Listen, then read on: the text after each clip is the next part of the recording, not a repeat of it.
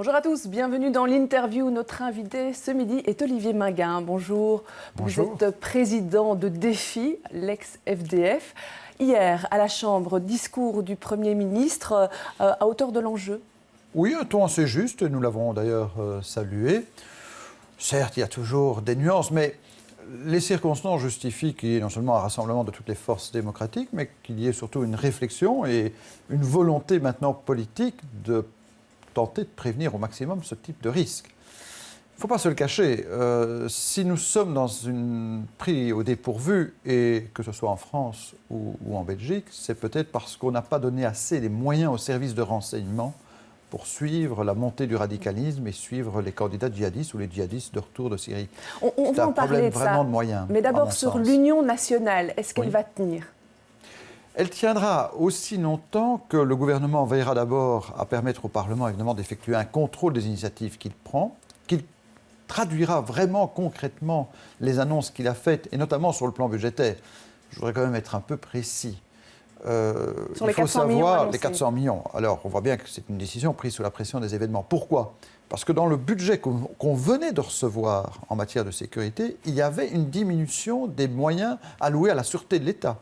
On rediminuait une nouvelle fois les moyens alloués à la sûreté de l'État.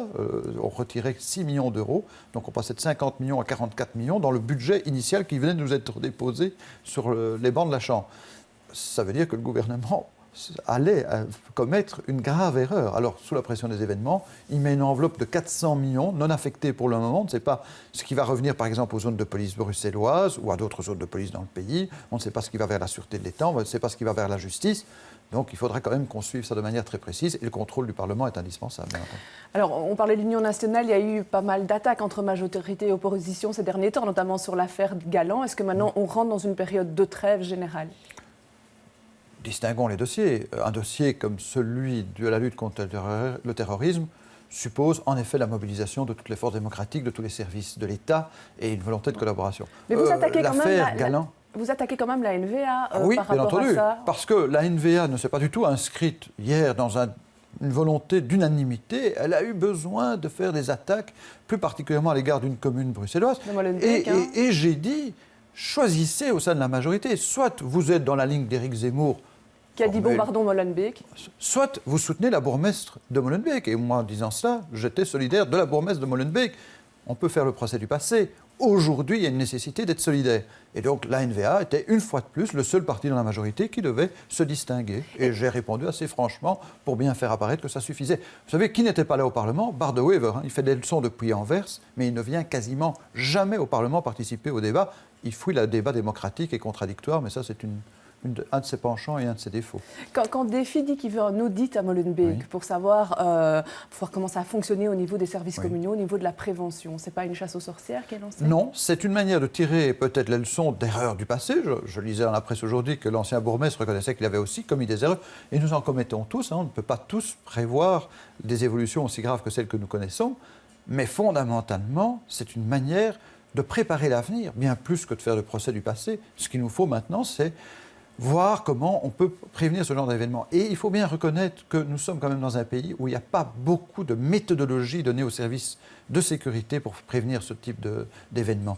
J'ai encore reçu du ministère de l'Intérieur la note envoyée à toutes les zones de police afin de se mettre au niveau 3 comme recommandé par l'OCAM. Qu'est-ce que dit cette note ? Elle est très générale. Elle dit, vous devez prévenir tout risque lié à tout grand événement ou grand rassemblement sur le territoire de votre commune. Faites vous-même une évaluation, pas de méthode, pas de critères, pas de référence. Vous vous sentez un peu abandonné alors là ? Totalement. Et les chefs de zone qui doivent faire ce travail, qui doivent nous dire si demain, par exemple, on doit considérer que l'accès à un centre commercial aussi important que le shopping center à Woluwe, on doit prendre des mesures spécifiques. Le chef de zone n'a pas plus de critères que je n'en ai pour pouvoir évaluer un éventuel risque d'attentat à cet endroit plutôt qu'à un autre. Donc c'est quand même très problématique de savoir comment on évalue ce type de risque. Défi demande une commission d'enquête au niveau du Parlement bruxellois, d'autres en réclament une au niveau du Parlement fédéral. Il faut que ça parte un peu dans tous les sens, il faut concentrer les choses. Non, les démarches sont séparées mais peuvent être convergentes, et tant mieux. Au fédéral, c'est une commission spéciale qui va suivre la mise en œuvre de toutes les mesures de lutte contre le terrorisme. En région bruxelloise, ce que nous avons proposé, et j'espère qu'il y aura une unanimité dans la majorité et peut-être au-delà, c'est de faire l'évaluation de l'articulation entre le niveau local et le niveau fédéral. J'entends le débat qui se fait au Parlement fédéral, au Parlement bruxellois. On voit tout de suite que certains viennent avec le vieux débat, fusion des polices, fusion des communes. Comme s'il n'y avait pas des djihadistes à Anvers où il n'y a qu'une seule zone de police, comme s'il n'y avait pas d'autres types de montées de radicalisme religieux à Malines ou dans d'autres villes du sud du pays. Ce n'est pas l'organisation institutionnelle qui fait qu'il y a ou non la présence de djihadistes. L'efficacité des services, la collaboration des services, ça c'est la vraie réponse à cette menace. Alors vous avez pointé le manque de moyens des services de sécurité, de renseignement, de la sûreté. Est-ce que c'est ça qui fait qu'il y a des djihadistes qui étaient fichés, qui sont passés entre les mailles du filet ? Ce n'est pas à moi de répondre. Le comité R, le comité de contrôle des services de renseignement, a décidé de faire une enquête et nous en connaîtrons les conclusions bientôt. Mais ce qui est certain, c'est qu'aujourd'hui, ces services ont une insuffisance en personnel pour suivre, pour établir la traçabilité quasiment au quotidien de ces éléments radicaux, terroristes, qui sont identifiés par les services. Et ça suppose des moyens humains et technologiques dont ne disposent pas aujourd'hui les services. Tous les spécialistes estiment qu'il manque au bas mot, 100 personnes à la sûreté de l'État dans les services intérieurs d'analyse et une trentaine dans les services extérieurs. Et ça, c'est un strict minimum, mais il faut savoir qu'il faut avoir le temps de les former. Donc si on les recrute aujourd'hui, pour un certain nombre d'entre eux, ils ne seront pas opérationnels avant 1 an ou 2. Donc, c'est dire le retard pris. Parmi la quinzaine de mesures qui ont été présentées hier, il y en a quand même 2 qui posent question. D'abord, celle de la détention automatique des personnes qui reviennent de Syrie. Tous n'ont pas combattu sur place. Il y en a qui faisaient de l'humanitaire, il y en a qui étaient au combat. Là, est-ce qu'il n'y en a pas un risque de dérapage ? Alors, d'abord, ceux qui aujourd'hui feraient encore de l'humanitaire en Syrie, je n'en connais pas beaucoup. Honnêtement, même les ONG ne sont plus présentes sur le terrain en Syrie parce que la situation ne le permet vraiment pas. Donc, cette catégorie-là, elle doit être totalement... Mais la prison, c'est bien que c'est un lieu qui n'aide pas la déradicalisation. Oui, enfin là, il y a quand même des mesures qui sont prises maintenant pour lutter contre la montée du radicalisme religieux en prison par des formules d'isolement, de sections séparées. Toutes ces mesures sont mises en œuvre maintenant. Il y a aussi sans doute un dialogue à avoir avec des imams qui se proposent d'accompagner et de justement expliquer à ces djihadistes ou anciens djihadistes que l'islam, ce n'est pas cela, que ce n'est pas le discours violent auquel ils ont participé ou les actions inacceptables auxquelles ils ont participé. Donc il y a un travail de fond, mais il faut bien reconnaître quand même que quelqu'un qui a été combattre en Syrie et qui revient chez nous ne revient pas, sans doute, avec les meilleures intentions du monde. Donc vous allez soutenir cette mesure ? Il faut avoir un temps de contrôle. C'est quasiment une mesure de détention préventive nécessaire pour Vous n'avez pas peur que les gens évaluer. ressortent radicalisés davantage ? Je crois que quand on revient de Syrie et qu'on a combattu, on ne pourrait pas être encore plus radicalisé. Et sur les bracelets électroniques qu'on appliquerait à toute personne qui sont reprises dans cette personne qu'on soupçonne d'être radicalisée ?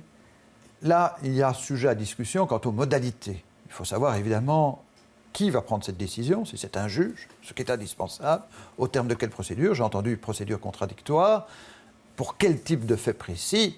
On est à la limite de savoir jusqu'où on crée une incrimination pénale qui n'aurait pas de fondement légal. Donc ça va devoir être clarifié sur le plan juridique. Mais s'il y a des lourds soupçons et qu'il y a un début de preuve de la commission de certains faits qui peuvent être des actes préparatoires à la commission d'actes pénaux plus graves, il faut sans doute avoir un dispositif législatif qui permette à un magistrat de prendre des mesures de contrôle judiciaire. Mais ça existe aussi pour d'autres types de délits. Ce n'est pas totalement inexistant. Hier, vous avez débuté votre intervention à la Chambre en parlant d'actes de guerre, en parlant des attentats. C'est un terme très très fort. Le Premier ministre, lui, ne l'a pas employé. Oui, moi j'ose l'utiliser. Et j'ose l'utiliser parce que je crois qu'il faut faire prendre conscience de l'enjeu et de la menace à laquelle on est confronté. Qu'on le veuille ou non, d'abord, les personnes qui ont été victimes, notamment le week-end dernier, vous lisez les témoignages de tous les médecins, de tous ceux qui les ont secourus, et elles ont été victimes, ces personnes, d'actes de guerre, de blessures de guerre. Mais la guerre, c'est quand même d'un État à l'autre. Oui, la guerre conventionnelle régie par le droit international. Mais même des professeurs de droit international nous disent, en effet, nous pouvons considérer que, vu la nature des agressions que nous subissons, la réponse que nous devons y donner, c'est en effet une réponse militaire qui s'apparente à un acte de guerre, à une déclaration de guerre. On fait la guerre, il faut le dire, à l'État islamique.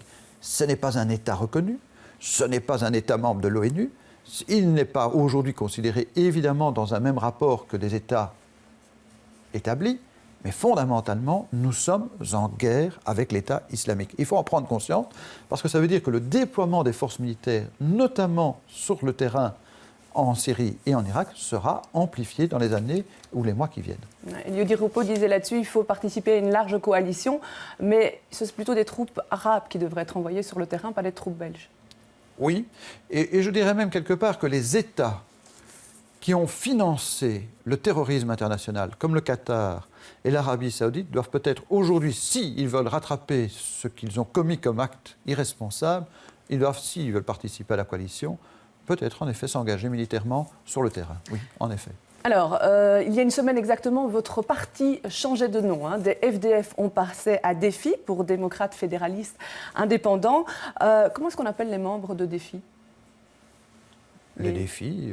Les défis ? Les défis. Enfin, peu importe, on ne cherche pas à dire un nom de parti. Ce qui est important, c'est qu'on abandonne le terme francophone à un moment où on remet plus que jamais en cause l'existence de la communauté française. Oui, mais nous sommes des fédéralistes, on le dit dans notre nom, et nous sommes notamment des fédéralistes. Hein, donc, défi signifie démocrate fédéraliste indépendant.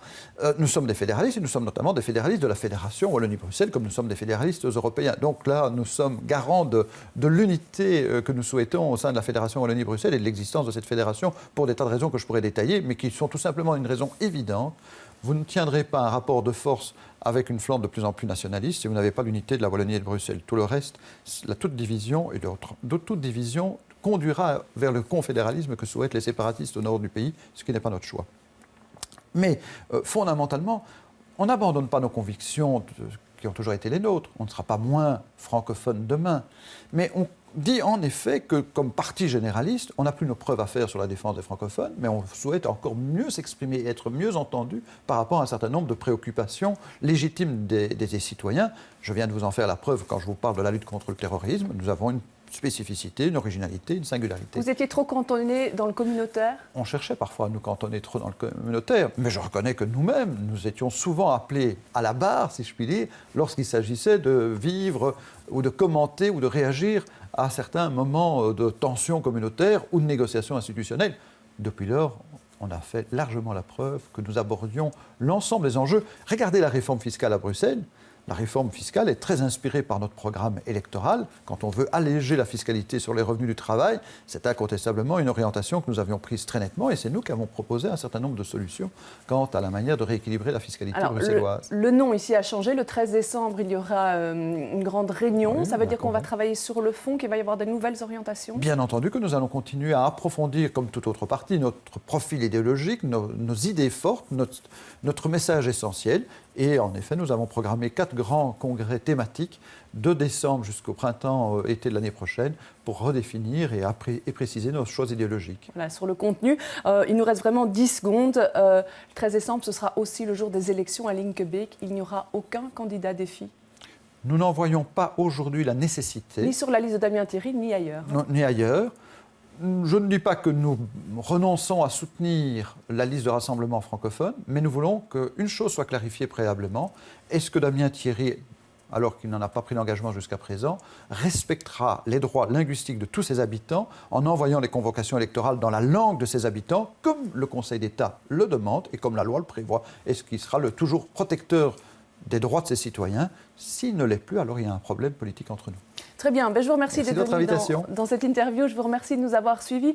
Demain, dans Les Experts, ce sera un petit peu atypique. Il n'y aura pas d'invité politique, mais bien Corinne Torrekens, qui est politologue à l'ULB, et Olivier Van der Hagen, qui est coordinateur de la cellule prévention à Molenbeek. Bon week-end à tous.